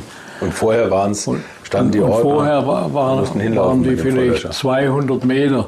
Aber jeder, der mal den 6 Kilo Feuerlöscher 100 Meter getragen hat, der weiß, wie lange er braucht. Ja. Ne? Das war keine Hilfe, da war alles zu spät. Ne? Oder wenn er eingeklemmt war im Auto, der kam ja nicht raus ohne Werkzeug. Da muss man die Feuerwehr kommen lassen. Alles, das kann man sich heute gar nicht mehr vorstellen, unter welchen Umständen das alles stattgefunden hat. Und ich habe das also radikal alles auf den Kopf gestellt und alles gesagt, alles wegschmeißen, kann gar nichts gebraucht werden davon. Und dann das war sehr, sehr schwierig, das in die Gänge zu bekommen. Also erstmal hat die ONS, ich habe dann ein Musterfahrzeug gebaut, also nicht den 914-6, den Recaro Porsche, sondern einen normalen Elfer als Marschallwagen. Ich habe das bei der Motorrad-TT fahren ja die Marschalls mit, um auch die Strecken zu beobachten, weil ja nicht überall die Kameras damals waren, sondern nur die Funkposten und dazwischen war viel Leergut. Ne? Und da habe ich die Genehmigung vom 1000 Kilometer Rennen vom ADAC bekommen, dass ich mit diesem M-Wagen in verschiedenen Pausen immer mal rumfahre und schaue, ob auf der Strecke alles in Ordnung ist. Denn das war ja nicht einsehbar für die Rennwagen. Die waren ja darauf angewiesen, was ihnen die Streckepost oder Fahrer sagen. Und das wurde dann verboten. Also es durfte kein anderes Auto wie ein Rennfahrzeug fahren. Und ich habe dann mit meinen Vorschlägen natürlich, das wurde gar nicht mehr angehört bei der Technischen Kommission und Sicherheitskommission in der ONS. Und dann war ich in Zeltweg in Österreich, wo der gebaut wurde. Und der dortige Sportleiter, mit dem habe ich mich ein bisschen angefreundet und habe ich dem gesagt, was ich vorhabe. Und er war gleich Feuer und Flamme. Und er ist natürlich blöderweise gleich an die Presse mit dem Ding und hat gesagt, Berlingen, er macht da was, das ist ganz toll. Ja. Und dann hat die ONS das in der Zeitung lesen müssen, dass ich in Österreich ein bisschen Politik gemacht mein Konzept da vorgestellt habe und so, war natürlich böses Blut. Dann habe ich gesagt, ich habe 3-mal einen Termin gebeten und habe keinen bekommen. Und so ist das. Und da habe ich dann plötzlich einen bekommen, durfte ich plötzlich alles machen. Aber das war wahrscheinlich auch eine teure Veranstaltung und Sie mussten viel Geld und Hilfe bei der Industrie zusammenbringen. Ja, also die ganze, ich bin mir vorgekommen wie ein Bettler, ja, weil ich habe ja die ganze Industrie meistens in der Freizeit abgeklappert, gell, und dort mit Leuten gesprochen, ob sie uns finanziell oder mit Material hilfreich sein können. Denn die ONS hat gesagt, sie gibt einen relativ kleinen Betrag nur für die Anschaffung der Fahrzeuge und der Ausrüstung. Und ich muss sehen, wie ich selber dazu komme, das Geld zu bekommen. Und habe die ersten wirklich großen Unterstützer waren natürlich Porsche. Vor allem voraus der Herr Piech und der Herr Bott. Und auch der Ferry Porsche war mit einverstanden, dass das gemacht wird. Und eine große Hilfe für die internationale Sache war der Bernie Ecclestone. Okay. Der Ecclestone hat bei einer Vorführung, die ich in Hockenheim gemacht habe, im Training, mit den ganzen Rennteams und Fahrern und Veranstaltern, haben wir Feuerlöschung gemacht, Bergung gemacht, gezeigt, wie das geht mit dem und was wir schon können oder auch noch nicht ganz können. Und der Ecclestone hat davon Wind bekommen und hat seinen Sekretär hingeschickt. Der hat ihm angerufen und er hat gesagt, er war gerade in Frankfurt, das ist toll, was die hier machen. Und der Ecclestone war 2 Stunden später da, Hockenheim, hat sich alles erklären lassen. Und hat gesagt, Herbie, ab sofort arbeitest du für die Formel 1. Ich will das in der Formel 1. Und wir waren dann über 3 Jahre fast bei jedem Formel-1-Rennen mit 2, 3 Autos, um sie den ausländischen Organisatoren und Rennstreckenbesitzern zu zeigen, was sie machen sollen. Und in Japan war ich 3-mal, dann haben wir es gezeigt. Dann haben die 3 Wochen später angerufen, ich soll vorbeikommen, sie haben die Autos alle fertig. Haben sie bei Honda 6 solche Autos nachgebaut. Und das hat alles der Ecclestone bezahlt. Also der hat schon auch früh eingesehen, dass man was für die Sicherheit machen muss. Da sind Sie ja noch damals mit dem legendären Formel-1-Arzt Sid Watkins, glaube ich. Ja, und die hatten ja auch das Bedürfnis, gell? Die hatten ja schon tolle Unfälle. Und es gab, glaube ich, einmal einen Zwischenfall bei einer Strecke, wo die gesagt haben, wir brauchen die ONS-Leute nicht, wir können das selber. Es war in Sandford. Wir haben in Sandford waren 7 Autos bestellt von dem Rennleiter dort. Und irgendwie hat die Organisation gesagt, diese Autos, die da haben mit Feuerlöscher und so, das können wir selber machen, das Geld können wir uns sparen. Wir mussten ja Geld verlangen, wir konnten das ja nicht für lau machen, das hat ja immer Geld gekostet. Ja. Und wir waren am Nürburgring schon für die Abfahrt bereit mit 7 Autos, kommt ein Anruf, wir müssen nicht kommen, sie haben ihre Autos fertiggestellt, sie haben ihre eigene. Und dann ist der Brandunfall passiert, wo der tödlich verbrannt ist im Auto, das breit im Fernsehen gezeigt wurde. Ja. Und da gibt es auch ein Interview mit mir, ob wir die Möglichkeit gehabt hätten. Da sage ich bin überzeugt davon, dass er nicht verbrannt war im Auto, denn so lange hätten wir nie gebraucht, wie dort es gedauert hat, bis richtige Löschmittel da waren und so weiter. Und ab dort hat der Ecclestone gesagt, es gibt kein Rennen mehr ohne die Autos. Das hat er auch wahrgemacht. Wir haben so viele Unfälle gehabt, schwere, welche die leicht abgegangen sind und so weiter. Aber da wurde ungern drüber gesprochen. Es war ein unangenehmes Thema einfach. Ja, Ich kann mich gut erinnern, wenn ich manchmal da hinkam und haben gesagt, ja, ich tue auch ein bisschen Rennfahren. Und ich gesagt, kommt schon wieder so ein Spinner, so ein Todeskandidat. Ne? Ja. So haben sie über den Motorsport gesprochen. Ja, klar. Heute ist der Motorsport sicherer wie das Bergsteigen. Garantiert, ne? Wahrscheinlich sogar sicherer als Eiskunstlauf. Ja. Ne? Wie haben Sie das damals aufgenommen, als Ernst Fuhrmann die Idee hatte, den 911 komplett durch den 928 zu ersetzen? Haben Sie gesagt, das ist das Richtige? Oder? Also dieser 928 ist ja aus meiner Sicht bis dato, es war eines der tollsten Reisesportwagen, den man sich vorstellen konnte. Ich habe ja über Jahre 28er als Dienstwagen gehabt. Gell? Also Gibt auch Schlimmeres. besser konnte man das Fortbewegungsmittel und bequemer und schneller konnte man sich nicht vorstellen. Gell? Und wie ich dann mit dem Carrera Cup angefangen habe, musste ich natürlich zwangsläufig Carrera fahren. Da hat meine Frau geweint und hat gesagt, jetzt bringst du so einen Knallbix daher und wir haben so ein schönes Auto. Wenn Sie so an die ganze Historie zurückdenken, was war so Ihr Favorit unter den Autos, die Sie jemals gefahren haben?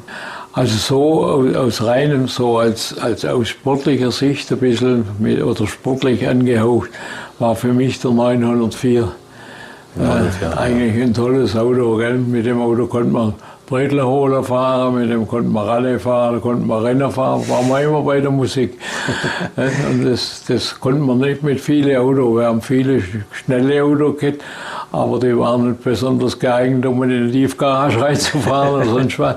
Ja. Alles solche Dinge, das war für mich damals als Allround-Auto eigentlich das zu dem damaligen Zeitpunkt das kompakteste, was man machen konnte. Dann war es übrigens auch erste Kunststoffkarosse, genau, ja.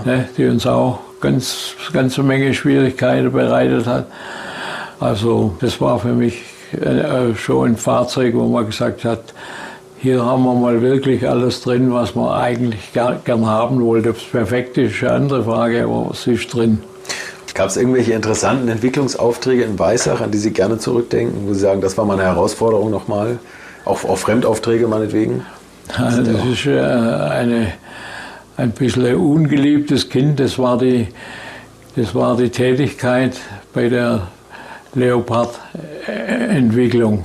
Okay, ja. Dieses Fahrwerk des Leopard und die ganzen also der Panzer. Fahreigenschaften und Schießgenauigkeiten und alles diese Dinge, die wurden ja bei Porsche selbst hier auf dem Gelände, wir haben extra Panzerstrecke angelegt, der kleine, wurden die ausprobiert. Und wir haben aus diesen Fahrzeugen, aus der Wehrentwicklung, wo das Geld nicht die große Rolle spielte. Da wurde nicht vorher Kostenvoranschlag angefordert, sondern das heißt, es muss gemacht werden, damit es besser wird. Und dann wurde das gemacht, da haben wir sehr viel lernen können. Aber das war nicht im Sinne vom Herrn Porsche. Er hat immer dafür gearbeitet, diese ganze militärischen Dinge abzugeben und wie dann auch, sagen wir mal, in Deutschland so ein bisschen diese ganze Wehrentwicklung ein bisschen in ein schlechtes Licht gerückt wurde, war man eigentlich froh, dass das irgendwann gestrichen wurde. Das hatte ja auch riesige Nachteile gehabt.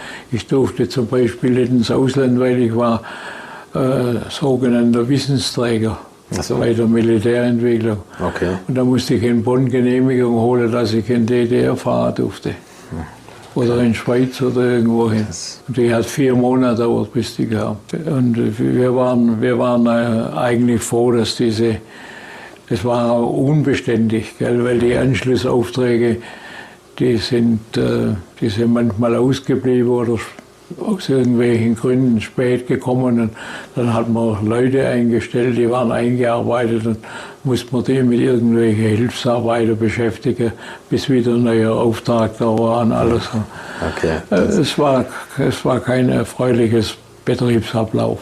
Dann sind wir fast am Ende. Eine Frage habe ich noch. Wenn der 90-jährige Herbert Linge den 20-jährigen Herbert Linge treffen würde, was würde er ihm mit auf den Weg geben? Ich hätte vielleicht ein bisschen weniger gemacht.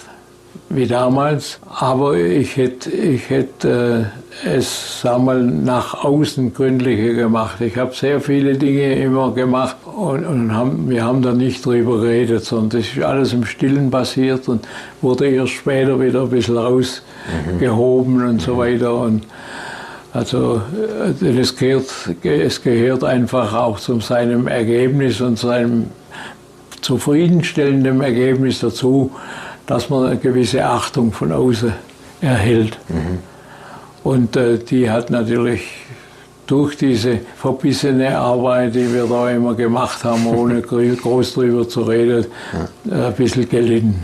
Dafür haben wir jetzt heute ein bisschen Zeit dazu gehabt. Und Walter Röhrl hat recht, die Firma Porsche wäre wahrscheinlich nicht die gleiche, wenn Sie nicht gewesen wären.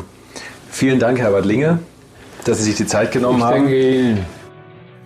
So, was soll ich jetzt noch mehr dazu sagen? Ich hoffe, ihr hattet genauso viel Freude wie ich und ich hoffe, dass er noch lange Zeit so rüstig und gesund bleibt, wie ich ihn erleben durfte. Nächste Woche nehme ich euch mit auf eine Zeitreise in die DDR. Dann rede ich nämlich mit einem der erfolgreichsten Rennfahrer Ostdeutschlands, der dem Rennsport treu geblieben ist und der mit Mücke Motorsport den größten privaten Rennstall Deutschlands aufgebaut hat. Peter Mücke wird mein Gast sein.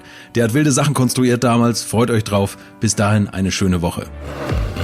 Infos, Bilder und alles Wissenswerte unter der Internetadresse www.alte-schule-podcast.de